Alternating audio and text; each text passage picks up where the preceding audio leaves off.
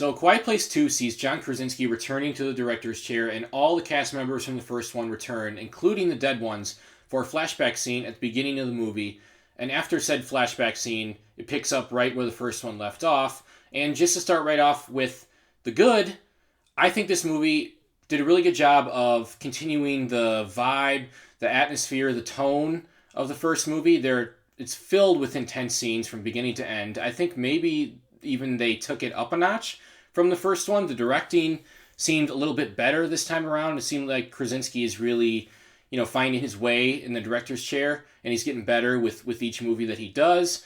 And, as far as the sound design, that felt a little bit better in this one as well, especially the scenes involving the young deaf girl, Reagan. Like when she loses there's a couple scenes, not really big spoiler, where she loses her hearing aid, and you feel like you're actually her in that moment because the way the sound works. And there's several scenes like that to where you're in her perspective and you're not hearing anything. And I thought it was really cool how they did that to kind of put us in the characters' perspectives. Of course, the creature design is great, just like the first one. I honestly didn't even rewatch the first one in preparation for this, so I'm not 100% sure if they look exactly the same or a little bit different, but I feel like I like the creatures even more in this one. Maybe they, put a little more effort into that. I think we saw a little bit more of the creatures this time, and I really liked what we got. It's a really, really cool creature design. One of my favorites, as far as monster movies go. It also took us in a new and different and probably necessary direction from the first one, even though it keeps a lot of the same, the atmosphere is still there, the tone is still there, the monsters and the intensity and the urgency of the situation.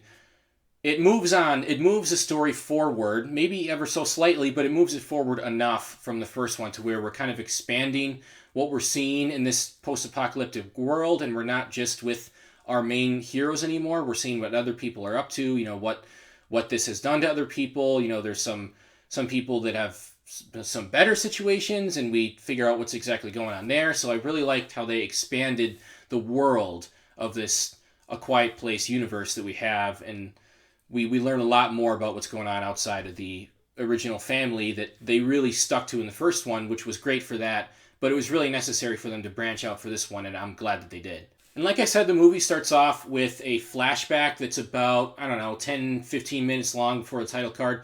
I thought it was perfect.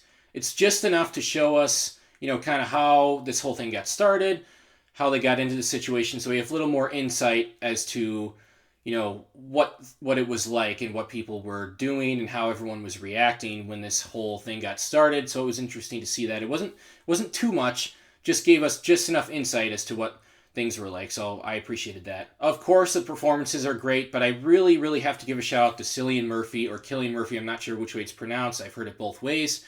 He was phenomenal in this movie, and I wasn't sure exactly, what his role was going to be. The trailer didn't really show much of that, which is great. I don't like to know much going into a movie. So it was nice to see that his character had a really, really good arc. Something happened to him, that we didn't see earlier, when this whole monster thing was going on. And then we meet him now. He's really cynical and kind of lost hope. And he goes through a nice little arc here. And he kind of realizes that there's more going on, even though he feels like he has lost everything. There's more to live for, and you can help other people along the way while also, putting yourself in a better situation. So it was a nice arc for him. And as well as Millicent Simmons, I'm not sure if that's how you pronounce her first name. I think so, but she plays Reagan, the young deaf girl. And her and Cillian Murphy, are together a lot during the movie, and they have some great scenes together. I thought that their scenes were the best parts of the movie, and also those two had the performances that stood out to me the most, just because I thought they had the most to do and they had the best moments with each other and just in general throughout the film. So those were the two people I want to give a shout out to the most. Emily Blunt, of course, is great again. Not quite as much to do as she had in the first one, so she was a little bit moved to the background compared to the other two that I mentioned, but she's still really good. Just didn't quite stand out as much as she did in the first one. Noah Jope, who plays Marcus, I'm still a little bit mixed on. I've seen him in a few things.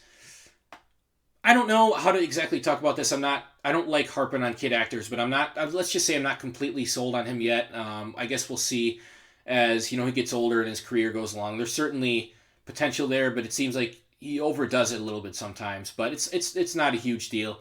I just think compared to the others, it did stand out to me a little bit. Of course, the score is great, and it fits with the tone of the movie and the atmosphere of the movie. It's the same guy as the first one, Marco Beltrami, and it was a phenomenal score. It's one of those scores that it doesn't have really any big bombastic standout pieces, but it really blends with the movie. And I think a lot of times those scores are the best kinds because they don't try to do too much, but they're there and they work with the atmosphere, the tone of the scene, and the movie in general. So I wanted to give a shout out to that. I'm a big score guy, so I had to mention that. Now, moving on to the issues, I really only had a few. The characters, a few of them in particular, there's a couple times where they make some really, really bonehead decisions, especially when you consider that these people have been in this situation for as long as they have. You kind of feel like they should know by now not to do stuff this stupid. So that felt a little weird to me. That felt a little like they were kind of manufacturing some drama and some tension there, manufacturing some conflict. So that was a bit odd. That was one of my main issues, was that some characters acted a little bit weird for the situation, especially given how long this has been going on. Don't really think they'd actually do that, so that stood out to me a little bit. And then another thing that's a little bit more mixed, it's a really short movie. It's a really short, fast-paced, to-the-point movie, and the pacing is good. I really dug the pacing. They didn't screw around. They didn't waste time with stuff that they didn't need to waste time with. They spent a lot of time, with important stuff and with intense scenes. Although, I do think there's a couple things that they maybe could have sat with a little more, maybe spent just a little bit more time on, stretched it out a little bit more, and the movie could have been maybe 15 minutes longer. It's only like an hour and a half long. So while I did enjoy the fast pace, even once we get to the ending was a little abrupt, kind of was a little weird for me, and that just kind of also, further solidified that maybe, to me, the movie should have been just a little bit longer, not too long, but it felt a little short to me. When the movie ended, I'm like, whoa, okay, that's it? That was a little odd, but those are fairly minor things compared to the rest of the movie, which I thought was really good. I really enjoyed this one. It is probably on par with the first. I'm not going to quite say that it's better than the first one like a lot of people are, but I'm going to give A Quiet Place 2 an 8 out of 10. Well, there you have it, guys. Have you seen A Quiet Place 2? If so, what are your thoughts? And drop them below in a comment section. Subscribe, notification bell.